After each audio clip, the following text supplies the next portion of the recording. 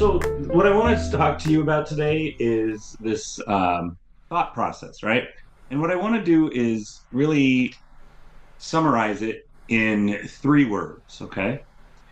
Um, the way I summarize the thought process is defense, offense, and improvement. Those are the three segments of the thought process. And of course, you can go deeper and deeper into each one of those, and it could get very sophisticated.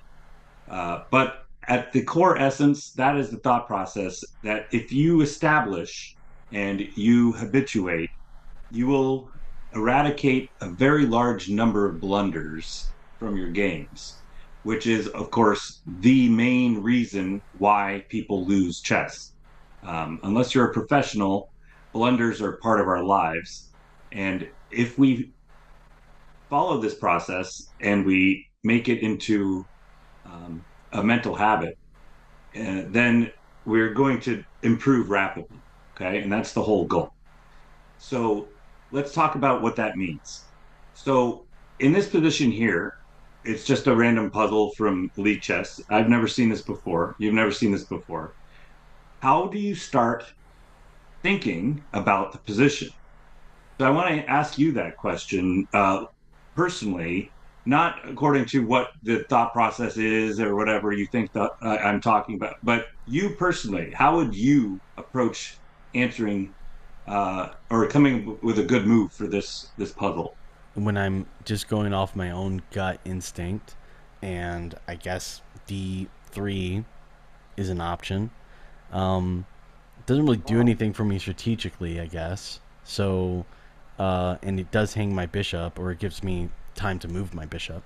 Um, so it's not very like when I'm not engaging the thought process, it's not very like logical. I'm just like, oh, I can give a Yeah. check there, and I can give my The bishop to check, and then he safety. moves, and then you go check again, and he comes back, and you're like, oh, well, maybe he wants to draw, or maybe you look at this check, and then you see that the knight's covering it, and then you look at this check, and you're like, oh, the knight's covering it there too, and then you think you're losing, and then right, this is what we do when we play emotionally, where we're making decisions based off of our gut feelings, and chess is not played with our feelings, or at least if you do, you're not going to make it as far as those who make decisions based on analysis, right?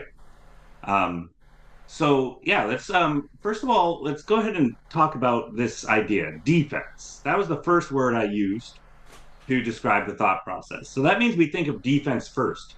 Okay, what was White's last move? It was this. Mm-hmm. Are we being attacked? What is his move all about? Can I understand why they made that move? Can we get inside their head?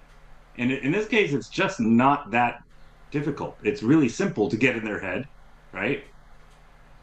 Right, because I gave them a check. Yeah, they were getting out of check. And this does not attack me. Um, is it possible that the king moves and it does cause an attack? The answer is yes. If there was a revealed attack somewhere. In this case, no. Okay, so I'm not being attacked. So if that's true, then I can go on to offense. That's the second step. Offense means checks, captures, threats. Okay. And it's funny that you mentioned this check on D3. Okay. But you didn't mention all the other checks. Right. And so you probably would just see D3, Queen D3, check, and then pause and be like, well, I don't know what else to do. And then just make the move. Right. And that's just for lack of knowing what to think about. Okay. So, like, why would I use more time to come up with a move that I've already decided on? That doesn't make sense. But if I have work to do, if I have a list of things to get done, that's going to take time. And this is how we ought to be using our time. When my students ask me, what am I supposed to be thinking about? I say, well, the thought process gives you a very detailed list of what to do. Okay. So the first thing I do is name all the checks in the position, not just a check. Name all the checks with the queen. We'll start with the queen and then we'll do the bishop. Okay. And, you know, and I don't mean just the good checks. I want to know what all the checks are. Right. Okay, go ahead So and name it. queen takes g2. Okay. Uh, queen to f1 or f2. Oh, Uh, F2. e1. Okay. Um, then the d3 that we already looked at. Yeah. f4 Okay. or F4. I f3. missed F3. Yeah, yeah, that's it for the queen. Okay. Look at this. You have one, two, three, four, five checks you overlooked. Now I understand why you overlooked them because four out of those five are just giving the queen away for next to nothing, right? And they're losing. And I agree. Like, queen to E1 does not give me anything except a headache and embarrassment, right? So as I name them, I can kind of intuitively look at them and be like, I don't feel this gives me anything. And so I can kind of eliminate it. And then I do the same thing here. I do the same thing here. I can do the same thing here because of the pawn. And that leaves me with these two queen checks. Okay. But one out of the two you didn't really even consider. Now, it turns Right. out neither of these checks are going to be the correct one. Okay. But we need to name them because perhaps they are. We don't know that before we look. So we have to name all the checks. Okay. All of them. And how do I know that I have um, found all the checks of the queen? Well, what I do is I pretend the king is this star, like this, and I just build the rays in my mind. And anywhere the queen can jump onto one of the rays is a check.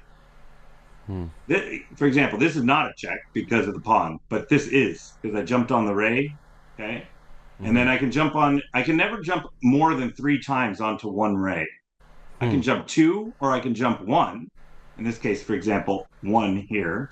I can't get here or here or here, all right, with the queen. So those aren't going to be possible. But I can jump onto this ray here.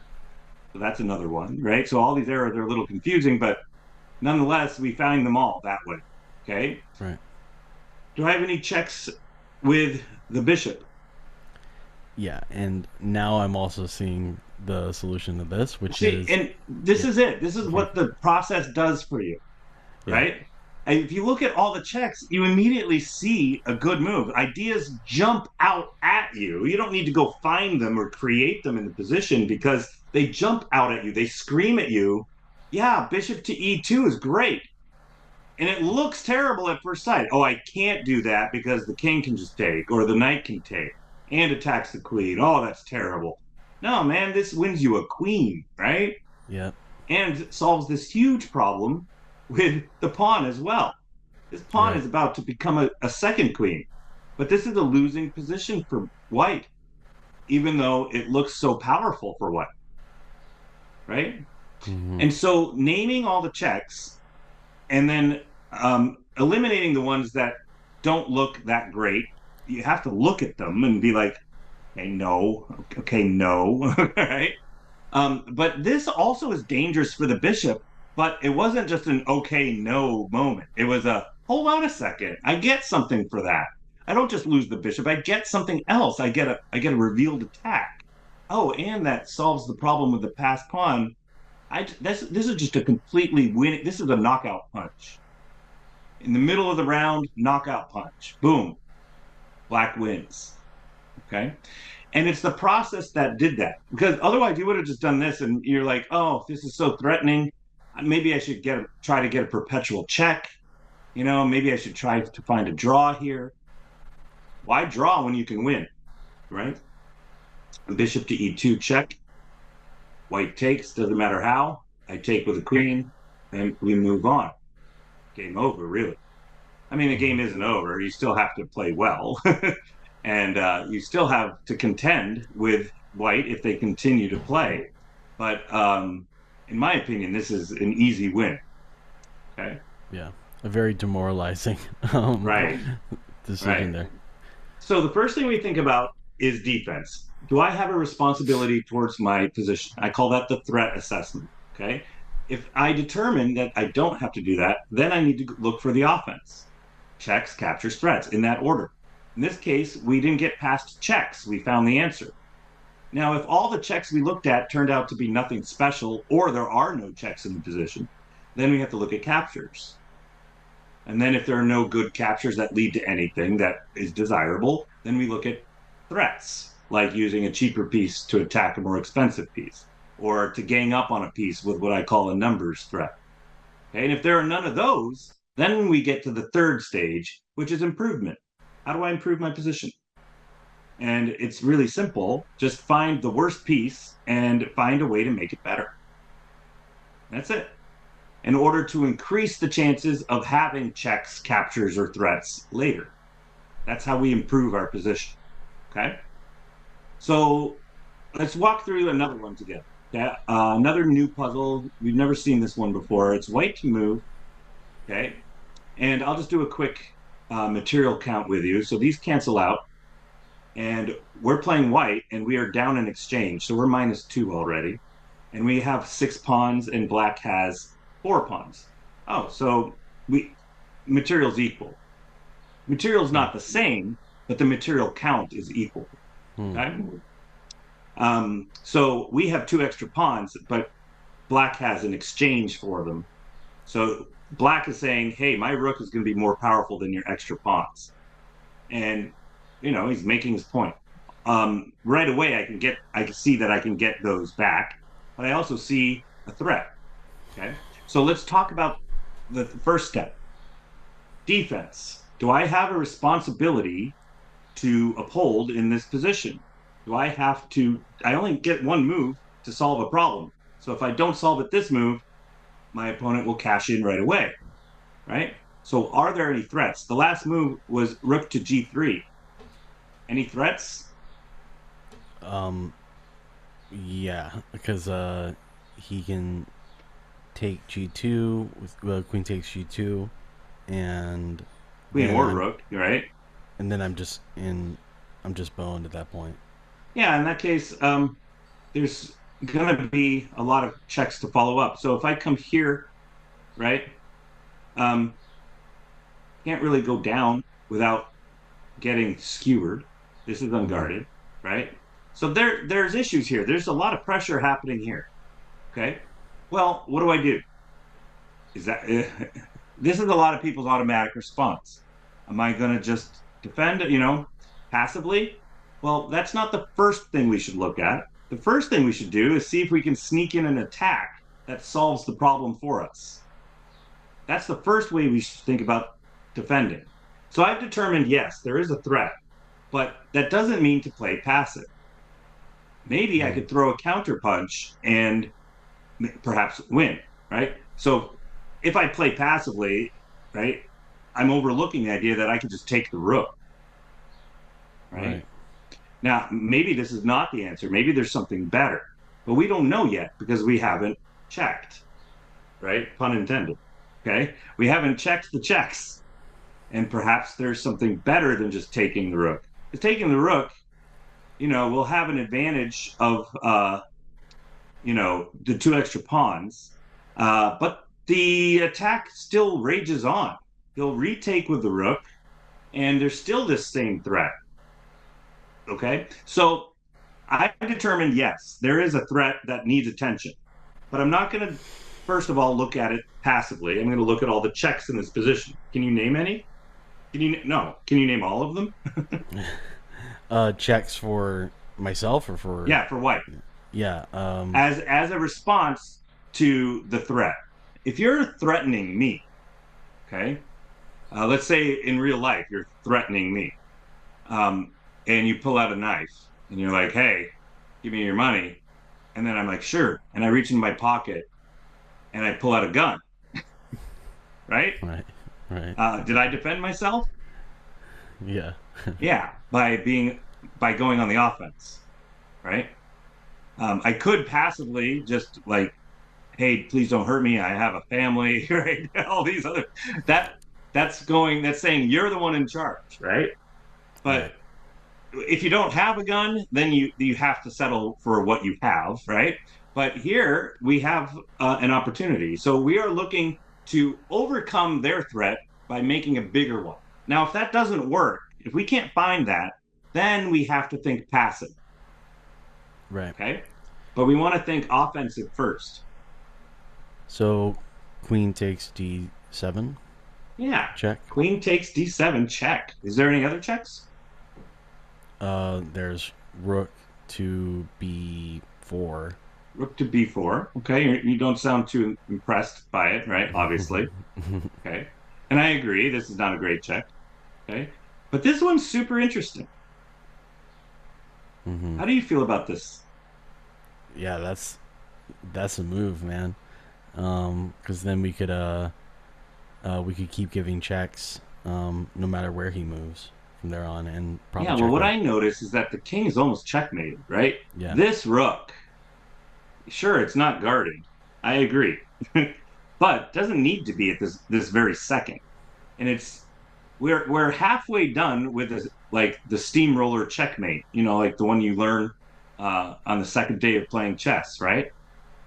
We're halfway done with the steamroller. If the queen could get here, wouldn't that be checkmate? Mm-hmm. And what's going to stop me? Nobody. Check. How is the king going to get out of check? And he can't Uh, go here, here, or here. yeah, either take a3 or go up to a5. Yeah. Those are the only And then options. after that, no matter what, I just go Boom. here. I could even pre-move it, and that's mate. There's nothing these pieces can do to help the king. Totally sidelined by himself on the queen side over here. Yeah. Okay.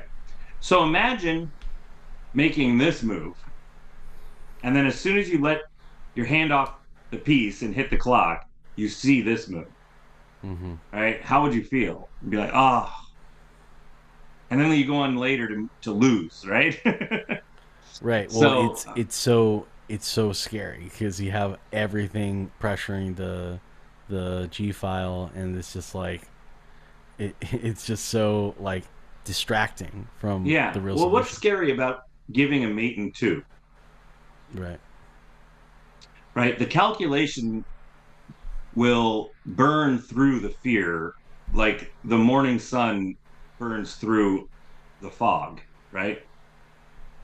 Chess is a very practical game. If there's nothing that can give me an attack, then I'm safe, even if my king's out in the middle of the board. But if you play with your feelings, you're like, well, my king's in the middle of the board, so I'm afraid. Afraid of what? Right? What? Right. There's no threat, right? So I can't be afraid of making this move because I know it's a mate in two, no matter what black does, right? Black should be afraid, not the white player, the white pieces. Okay.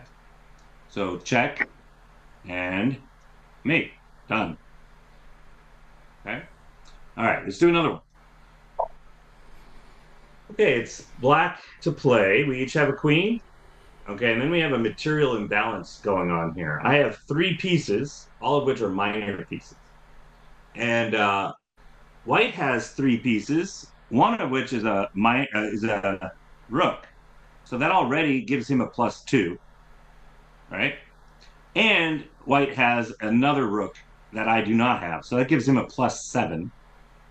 And then as far as pawns, I have six, six. Yeah, white has six and we have six. So white is up material by 7 pawns, which is significant. Okay. So let's do the first thing. The first step of the thought process is defense. Okay. What is the threat assessment? In other words, what was white's last move? Right. King to F2. So Okay. attacking that Well, G3 knight. yeah. Okay. Many people would just play here and then hit the clock and we continue to play. Okay. That's the old way of playing. Oh, I'll Yeah. just play intuitively. I'm going to guess that this is the best move. Well, this is backwards. Okay. So I can tell you already that backwards moves are never as good as forward moves. Of course, there's exceptions to everything, right? But by and large, the rule is that moving forward and staying forward is better than retreating. Okay. Because I'm in the enemy camp and this knight's doing stuff up here that it can't do from here because it's putting pressure on the pawn, I suppose. It does have that virtue. But if I could keep him there or do something else, right, then that would be more ideal. So anyway, my knight's under attack. Yeah. Okay. So the first thing I should think about is, okay, defense. I've decided whatever move I make has to address this issue. Okay. I don't need to think about anything else. I don't get a free move. I can't be like, yeah, well, I really want to develop my knight, and it's late in the game, and he's still sitting on the home square. So maybe I'll just do that. Well, and then you lose even more material, and you lose the game, right? This is not the most urgent thing to take care of. The most urgent thing to take care of is the attack, and the attack is here. But maybe I can take care of it by a counter attack. Yeah. Okay.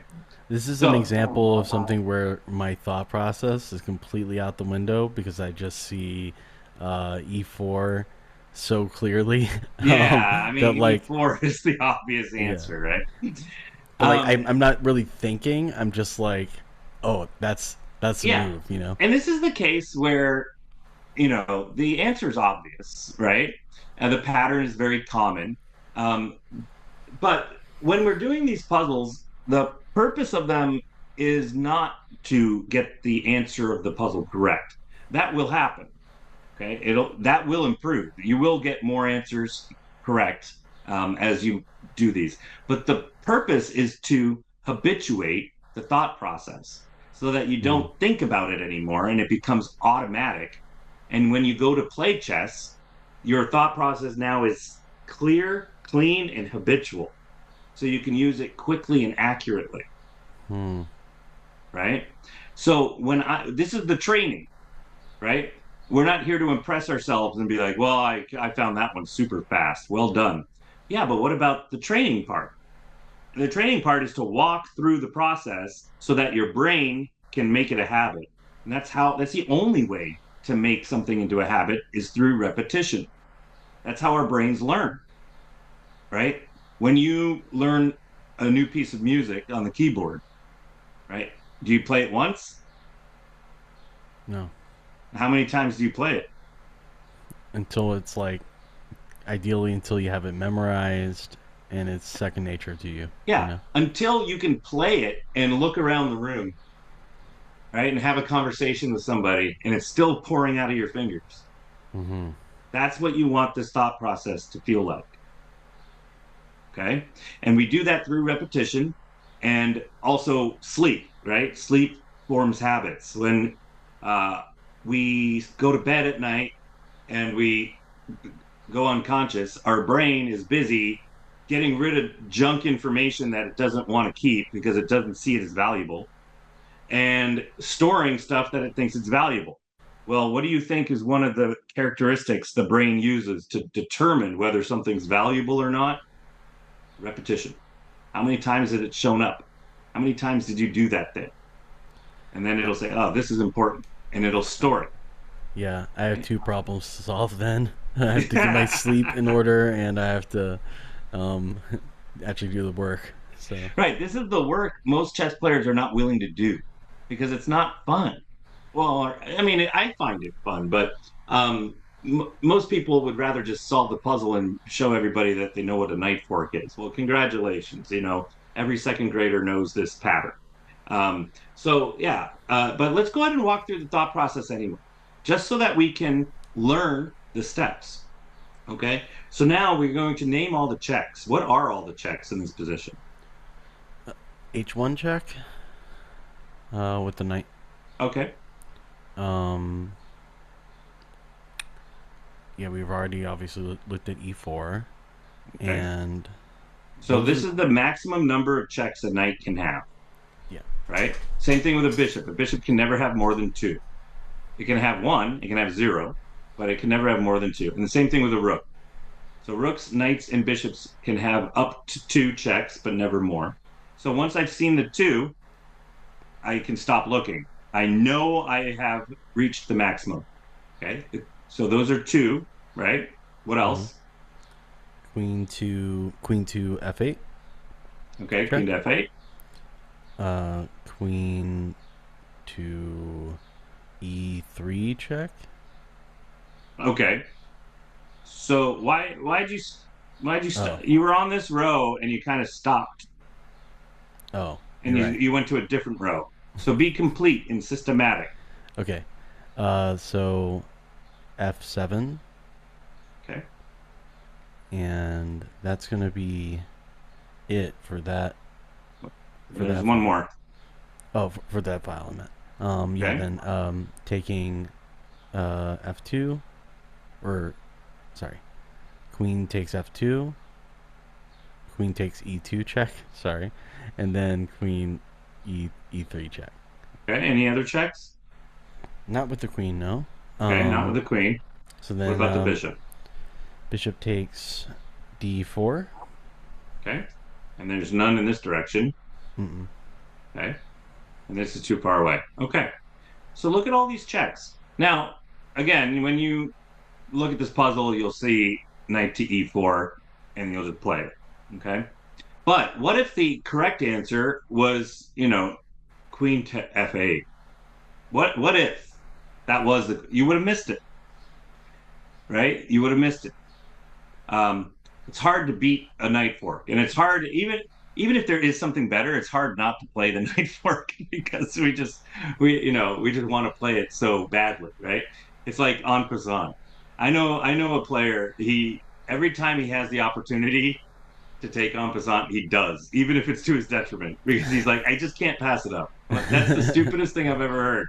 Like, Yeah. are we children? Maybe we are. It's fine. It's a game. But I just thought that was funny. Okay, so those are all the checks. Okay.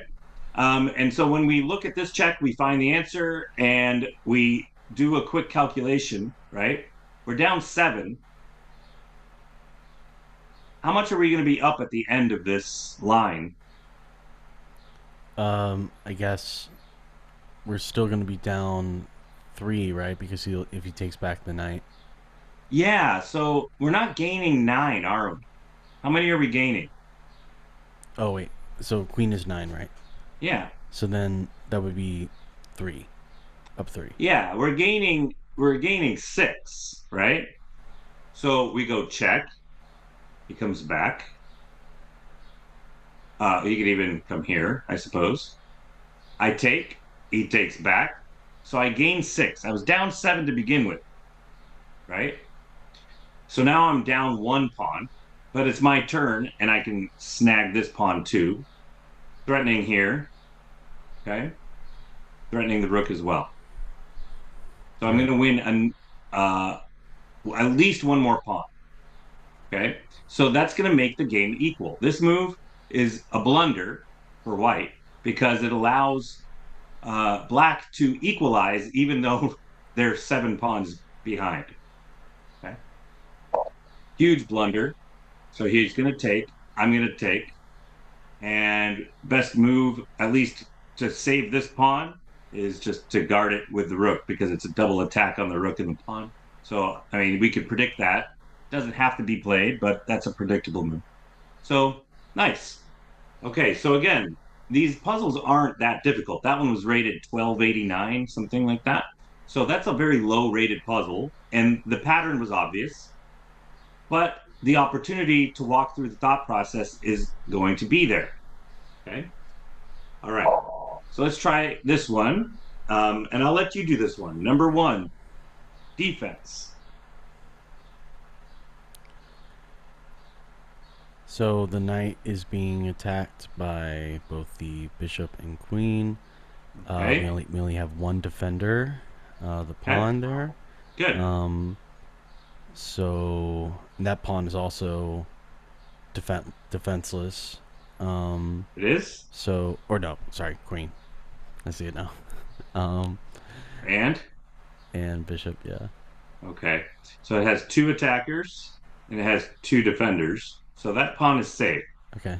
However, we have 2 attackers here and only 1 defender. So white's threatening to win a pawn by this move. Also preparing to castle, probably queenside. At least it's available now. Mm-hmm. Okay. Um, So oh, we missed something. Both of us missed something. There's 2 attackers here. There's 2 defenders here. So mm, he's not threatening to win a pawn. So this is not an attack, as after all. So he could take the knight, and I'd take back with the pawn, but there's no taking with the queen because he'd lose the queen. Yeah. that's what we missed. And the reason we missed it is because this is such an odd square for the queen to be on, Mm-hmm. especially this early in the game. But there she is nonetheless. Mm. Okay, so there's no threat. So that's defense. Okay. All right. So if there's no obligation to make a piece safe, then we should look at offense. Do we have any checks? Yep, and like the last one, jumping out is F3 check with the knight, Okay. What and else? we have knight to D3. Mm-hmm. And those are the only two. And this don't have any checks. This doesn't have any. This is the wrong color. This is blocked in. This can't give check. This has got one square to move to, and it's not checked. So we're done. So which one do you like better? This one or this one? The second one, All right, let's F3. calculate it. Okay. Now I know you don't feel like you have to, but let's do it anyway. Okay. Okay. Check. Where does the king go? Um, Probably um, D1, maybe, or no, maybe E2. Yeah, maybe E2. Okay. I wouldn't put the king, honestly, the best move for white is probably D1 for a couple reasons. Because if he moves to E2, yeah, it blocks in the bishop, first of all. Right. But second, when I take the queen, it comes with check. Not that that's a big deal, but Right. Right. because you're going to end up taking it. But generally, when you're looking for squares for the king, you're trying to find a square where the next move won't be check, right? You're trying to find a place where he's safeguarded from checks. This move just feels counterintuitive, although it's not that bad because the bishop's probably going to go here anyway, right? And this knight is going to take away the check with the capture, anyways. Mm-hmm. But if he were to do that, how would we follow up? So watch. Takes. Let's say he Okay. moves here. I take, and then the knight takes. Now I want you to visualize the position. Use your imagination, and I want you to find a second tactic. What can black do to white in this position? I definitely want to activate the light squared bishop. So I think I would attack the F4 bishop with my E6 pawn. Yeah, So pawn put pawn to e5, right? yeah, And E5. that you found the right answer for the wrong reason. So here, look, let's put it on the board. Check, take. Now, if we were to continue, right? Knight takes. Now, do you see why e6 is, or I'm sorry, e5 is the correct move? You're forking. Yeah. Yeah. Okay. So it's not because it lets out our bishop, although it does, but it's because we're forking the pieces. We're not only winning the queen, but we're winning it for free because we're going to be getting that piece back. Although that Right. piece will come at the cost of a pawn. So I mean, we're going to be getting 8/9 of the queen, right? Hmm. That's pretty good. All right. And we found it again because of the thought process, right? Um, we look at the defense first, and then we look at offense as our first response to defending. Hmm. Okay.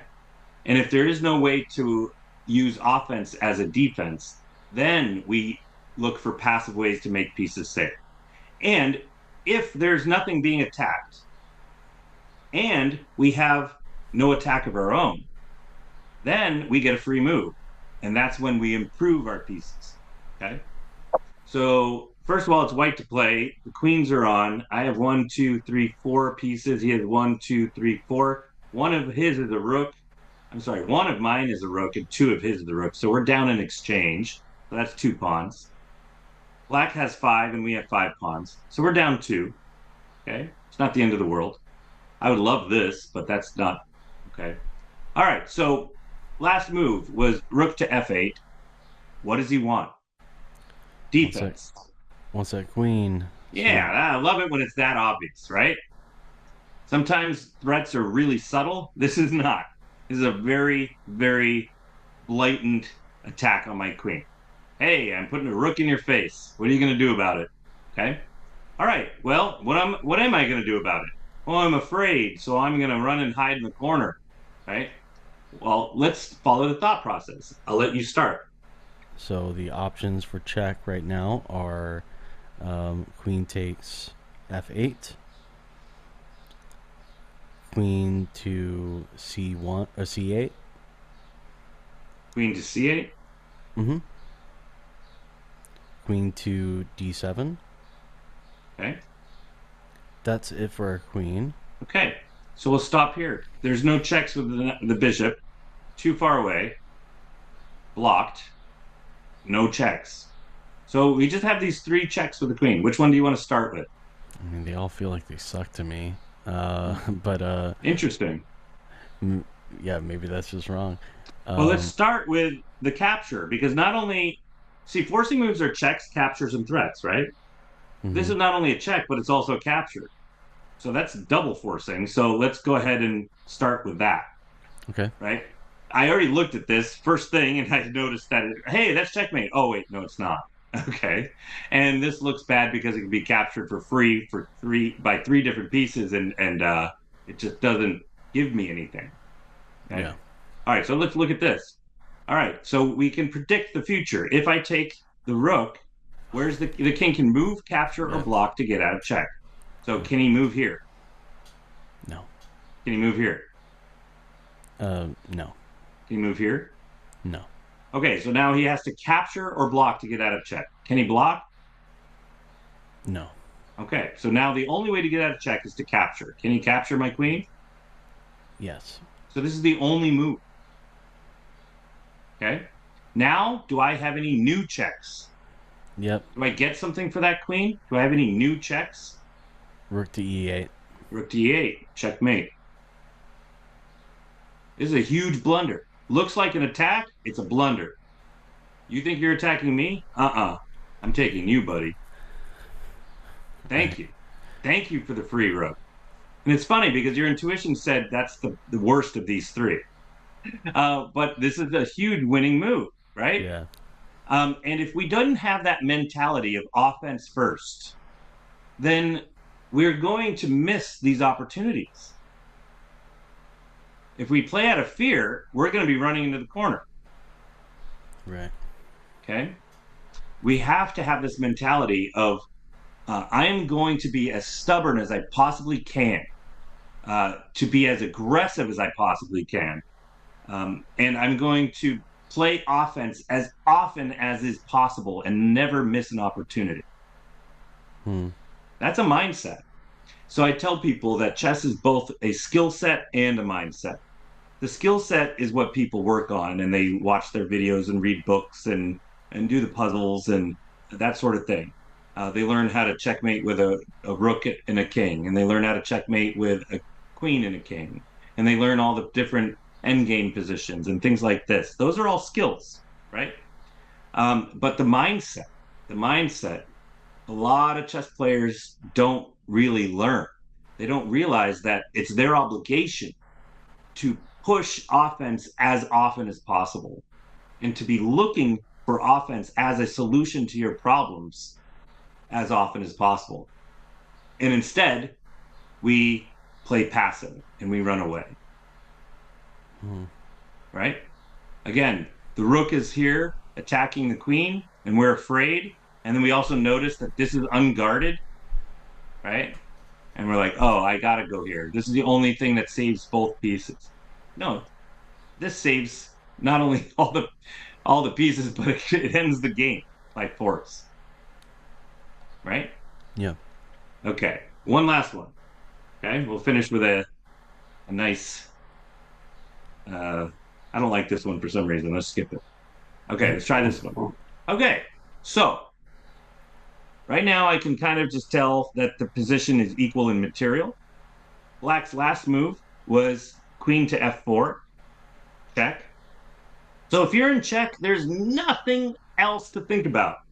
That's the beauty of it, is that when you're in check, okay, you're being attacked, but your thought process just got real easy, right? You can only move, capture, or block to get out of check. Okay. And this is where people go wrong and they think, oh, I have to move my king. They say that a lot. I hear people say that. Oh, when I'm in check, I have to move my king. Says who? You could also capture or block to get out of check. Give yourself all the options. Now, if I move my king here, I just automatically lose, right? Yeah. Okay. So I can't move my king. I really don't. So can I capture the queen? You can. Okay. Can I block? Yep, with the But then I lose G2. the queen. Yeah. Okay. So it seems like this is forced. Okay.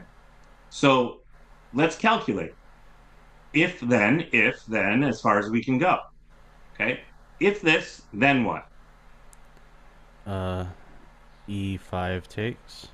Okay, they'll take back. That's pretty predictable. Now it's our turn. Do we have any checks? No. Okay. Do we have any captures? Yeah, I guess we could take F7 with Yeah. the And that's just a winning endgame. or that I would would do. take this position 10 out of 10 times because I have two passed pawns. And this is now guarded laterally, which is Mm. not ideal. I'd rather have my rook behind the pawn, right? But it doesn't matter because I have two passed pawns and they're going to march up the board and he's going to have to trade his rook off to stop me from queening.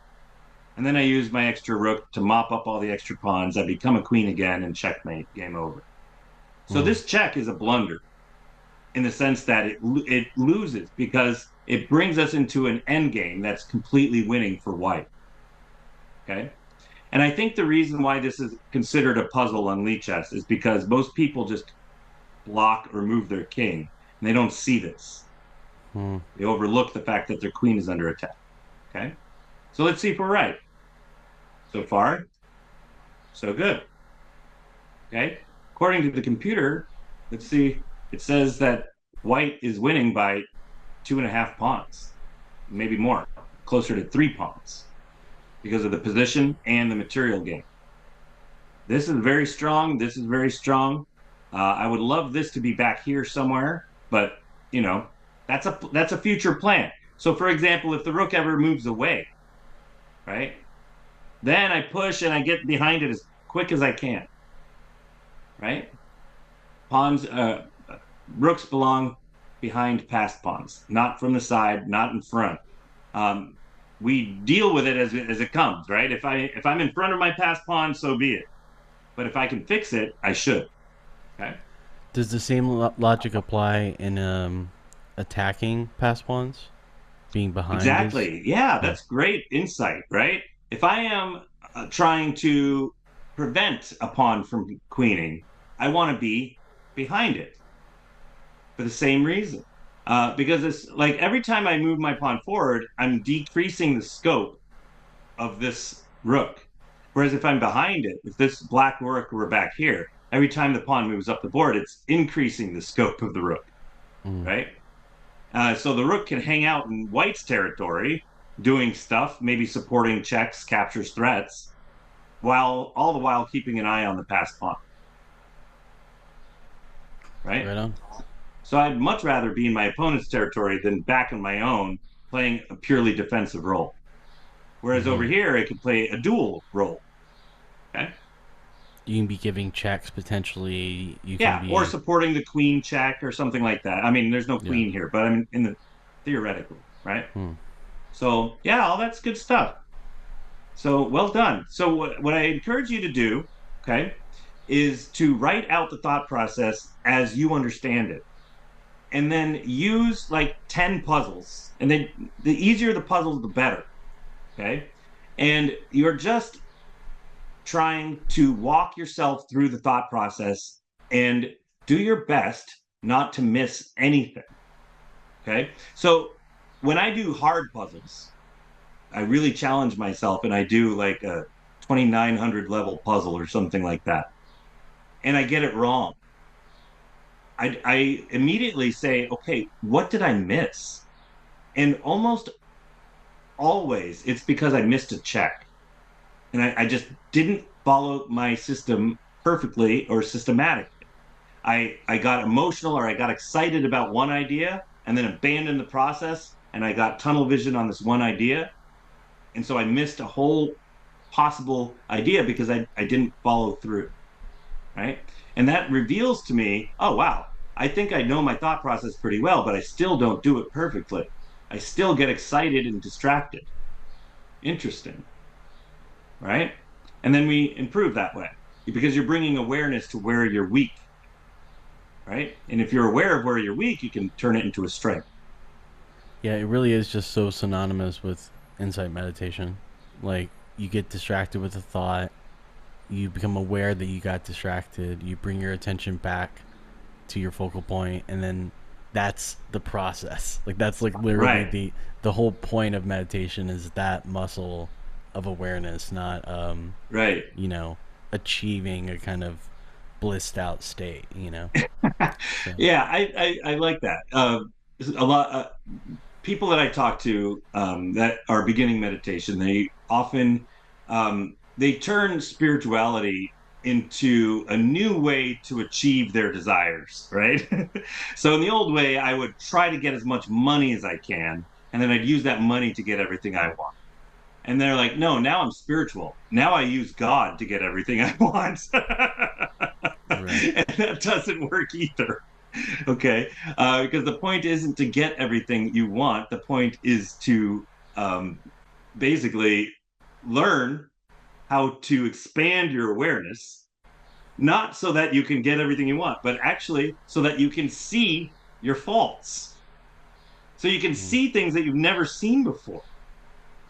That's the whole purpose of meditation, is to expand your awareness to include negative things that yesterday you weren't willing to look at because Mm. our ego is too hurt. I don't want to admit that I'm not perfect or that I don't treat everybody the way I ought to, or, right? If we're not willing to look at our faults, then what's the purpose of expanding our awareness, right? And then manifestation becomes this idea where, it just replaces money. I don't need to get money. I can just will it into my life. And that doesn't mean that we don't get what we want or that God doesn't want us to have the things we want, right? But God isn't interested as much in giving us what we want for the sake of giving us what we want. It's because he's in the business of character development and we're in the business of comfort, right? Mm. And so we go to the gym to be comfortable. No, we go to the gym to accept the pain and get stronger, right? So God is willing to give us what we want, but that's because he's dangling it as a carrot so that we'll move forward. Otherwise, we would never get out of our comfort. Okay, God's bringing us places, and he's not in a local motive way, like from point A to point B, but he's bringing us places in character from who we used to be to who he wants us to become, which we already are in potential. He's already created that potential, which is infinite. We can never reach the end, right? But these are all ideas in meditation that directly translate into chess, which is why I think studying chess is a spiritual practice.